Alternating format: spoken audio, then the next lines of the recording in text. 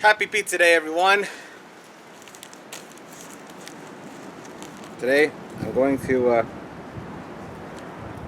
read you Curious George and the Pizza Party, and then afterwards, I will try and devour this personal pizza and these cheese doodles that I bought from Speedway in the span of a Quibi.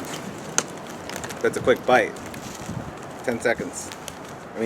That's a quick bite of 10 minutes. So here it is.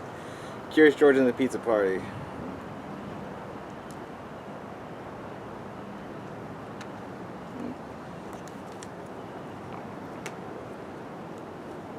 I'm going to read this in the narrator voice of David Ogden Stars from Frank Time Through and Hoodwinks. And I'm also going to say on Pie Day for the Banana Cream Pie Paradox chapter excerpt of Captain Underpants and the Terrifying Return of Tippy Tinkle Trousers. George was always very curious. But today, he wasn't just curious, he was excited. So excited, in fact, that he was turning flips and standing on his head.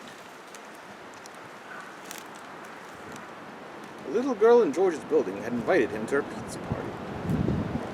George had never been invited to a pizza party, but he loved parties and he loved pizza, so he knew it had to be good. "George, it's time for the pizza party," said the man with the yellow hat. "Have fun, and remember to be on your best behavior."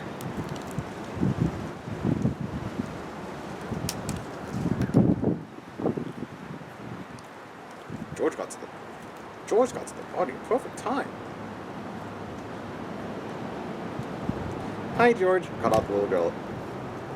But what's all this? The children were wearing puffy white chef's hats and checkered aprons. George got a hat and an apron too. The best was yet to come. They weren't just going to eat pizza, they were going to make it too.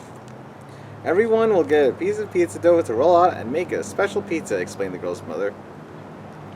There were many little lumps of dough. "But first, let's play some games," she said. Everyone went into the living room to play pin the pepperoni on the pizza. Everyone, that is, except George. He was curious about those pieces of dough. George thought and thought. If lots of little pieces of dough were good, maybe one huge one would be even better.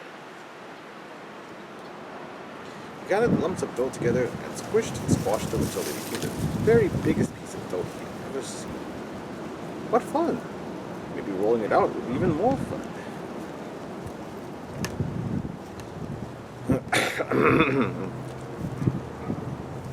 George poured flour on the table, and he rolled and rolled and rolled the dough with the rolling pin. It was messy work. First he bumped over one of the chairs. Crash. Then he knocked over the sack of flour. Thump. The flour looked like snow lying on the floor of the kitchen. George liked snow, though, so he didn't mind at all. Soon he'd gotten the dough nice and thin. Both the thinner it got, the farther it spread out. Before he knew it, the dough covered the table, then the chairs, and then George. Without the flour, it started to stick to everything, including George. George stopped to think. Maybe the dough was better off in small pieces after all. George got a pair of scissors and began cutting up the dough into lots of different shapes. He thought everyone would be pleased. "George, what have you done to the kitchen?" The little girl's mother didn't look very happy. "I think it's time for you to go home now." How surprised and sad George was. Just then, the children burst into the kitchen and saw the mess that George had made. "George, what happened?" asked one boy. The other children looked at the shapes George had made with wide eyes. "Wow, George, I'd never seen pizza dough like that before," said the little girl, smiling. "Well," said her mother, "if you can clean up this mess quickly, George, I suppose you can still stay to make pizza."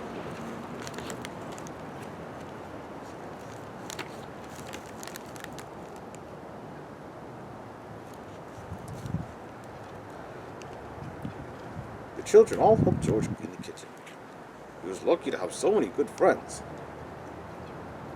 As Was it worked? We talked about the pizza. I'm going to make a pizza that looks like a star, said one little boy. And I'm going to make one that looks like a house, said a girl. Oh, I want to try that in my high-pitched apple bloom voice. And I'm going to make one that looks like a house. No, too shrill and quiet. Wow, George. I've never seen pizza like that before. I went backwards. Sorry, carry on. Where were we? Oh, yeah. I'm going to make one that looks like a house. And I'm going to make one that looks like a house, said a girl. Once the kitchen was clean, the real fun began. All the children picked out perfect pieces of dough and got to work. They spooned on tomato sauce and sprinkled on cheese. They added lots of vegetables and pepperoni. The pizzas looked wonderful. One looked like a rainbow, another like a stop sign, and still another like a balloon. There was even a pizza that looked curiously like George. I can show you, look at these funny shapes of pizza. It's it's like when you use a cookie cutter to make different shapes of cookies, but instead these are for pizza, or so I thought. Wait, I mean, George. I mean, I thought George cut out shapes that.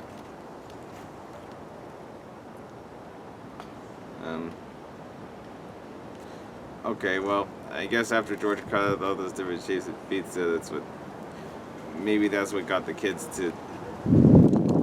Maybe that's what got the kids to start using.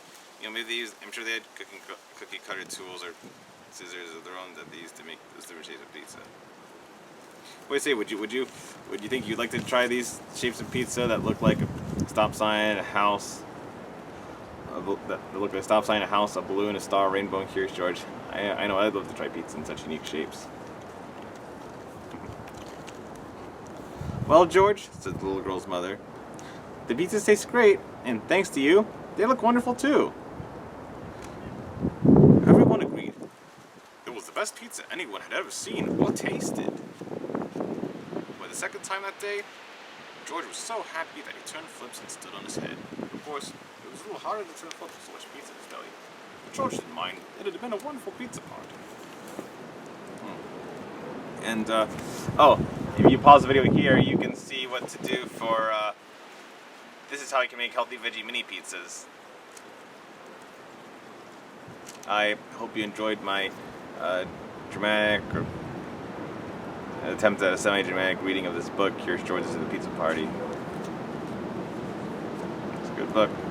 I recommend you buy it at your nearest Barnes & Noble.